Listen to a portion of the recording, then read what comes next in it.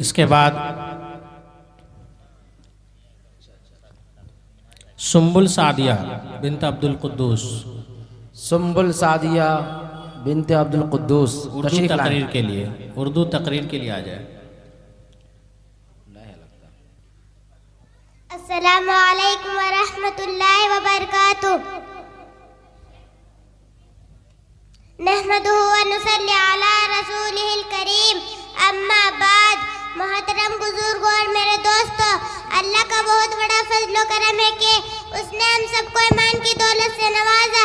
یہ بہت بڑی دولت ہے، دنیا میں اس سے بڑھ کر کوئی دولت نہیں۔ پوری دنیا کا نظام صرف ایمان والا بنیاد پر چل رہا ہے۔ جس دن زمین پر کوئی ایمان والا نہیں رہا، یعنی اللہ تعالیٰ کا نام لینے والا نہیں رہا، اس دن اللہ تعالیٰ پوری دنیا کو ختم کر دیں گے۔ میرے بھائیوں، ایمان بھی سیکھنے کی چیز ہے۔ جب ہم ایمان سیکھ لیں گے تو ایمان کی حقیقت ہمارے دل میں اتر جائے گی، تو دین کا ہر عمل آسان ہو جائے گا۔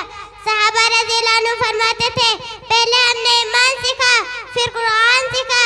ایمان کو سیکھنے کے لیے جان و مال کی قربانی ضروری ہے۔